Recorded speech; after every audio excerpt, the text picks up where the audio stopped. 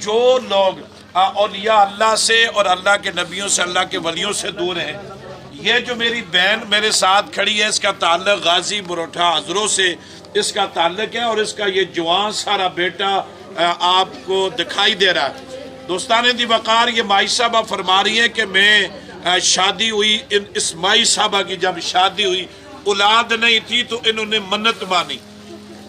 لوگ کہتے ہیں جی آپ منتیں مانتے ہیں کیا ملتا ہے؟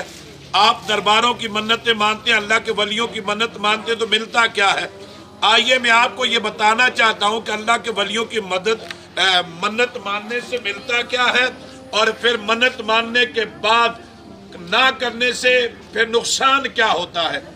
یہ جو مائی صاحب ہے کہتے اولاد نہیں تھی، میں نے دعا مانگی کہ مالک کے کائنات تو مجھے اولاد عطا کر، اور میں ہر 11ویں ہر چاند کی 10 تاریخ کو حضور غوث پاک رضی اللہ تعالیٰ عنہ کی 11ویں کے موقع پہ روزہ رکھوں گی۔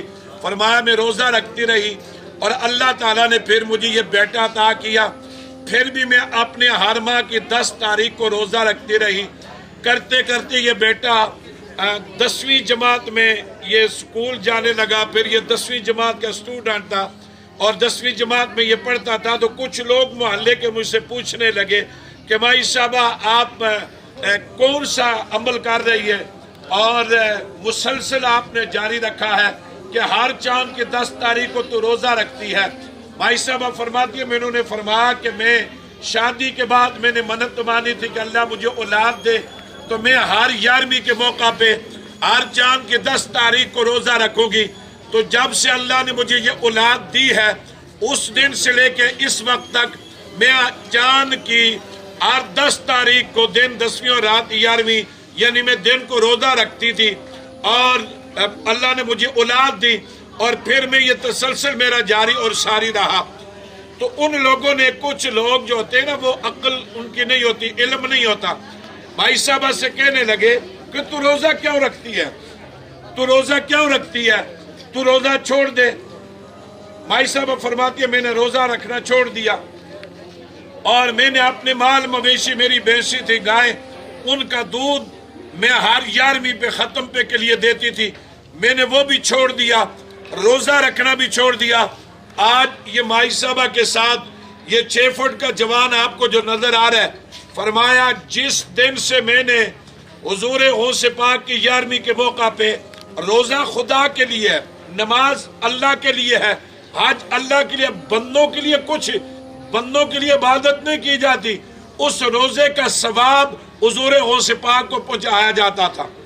جو مائی صاحبہ روزہ رکھتے، یہ روزہ حضور غوث پاک کا نہیں تھا، روزہ رب کے لیے تھا، رب کی رضا کے لیے رکھتی تھی، اس کا ثواب حضور غوث پاک کو پہنچایا جاتا۔ فرماتی ہے کہ جس دن سے میں نے 11ویں شریف کا یعنی دودھ دینا بند کر دیا اور روزہ رکھنا چھوڑ دیا، تو 10ویں جماعت میں پڑھتے ہوئے یہ میرا بیٹا، اس کا ذہنی توازن خراب ہو گیا، اور آج یہ ماں دربار عالیہ بلاوڑہ شریف میں سرکار جی کے پاس آئی ہے۔ آپ اسے دیکھیں گے کتنا خوبصورت جوان ہے، اور ماشاءاللہ یہ لگتا نہیں ہے، یا آپ اس کو دیکھیں کہ یہ بندہ ذہنی طور پہ ٹھیک نہیں ہے، اس کا ذہنی توازن ٹھیک نہیں۔ لوگوں، جو لوگ اللہ کے ولیوں کی بات، اللہ والوں کی بات نہیں مانتے، اللہ تعالیٰ ناراض ہوتا ہے۔ آج دیکھیے کہ کیا ان لوگوں کو کیا فرق پڑا کہ جن لوگوں نے روزہ چھڑوایا، جن لوگوں نے 11ویں شریف کا ختم دلوانا چھڑوا دیا، اور مائی صاحبہ فرماتی ہیں ادھر میں نے روزہ چھوڑا تو میرا بیٹا دیوانہ ہو گیا، پاگل ہو گیا، ادھر میں نے 11ویں شریف کے ختم کا دودھ دیتی تھی، میں نے بند کیا، میرے گھر کے مال مویشی ختم ہو گئے۔ کیا دودھ کوئی حضور غوث پاک کے بیٹے یا ان کی اولاد تو نہیں پیتی تھی؟ 11ویں شریف کے ختم میں دودھ تو لنگر میں جاتا تھا، مخلوق خدا کھاتی تھی۔ لوگوں، یہی پیغام تو دربار عالیہ بلاوڑہ شریف سے ہے کہ ہم جو بھی چیز دیتے ہیں وہ نام خدا دیتے ہیں، اور مخلوق خدا کھاتی ہے۔ آج دیکھیں کہ ان کا کچھ بھی نہیں گیا، ان کے گھر، اب ان کے گھر، ان کے بیٹیاں بچے سب ٹھیک ہیں، لیکن مائی صاحبہ کا گھر اجڑ گیا۔ جو منتیں مان کر، روزے رکھ کر، سجدے کر کے اولاد مانگی، آج وہ اولاد بھی پاگل ہو گئی، اور گال کے مال مویشی بھی ختم ہو گیا۔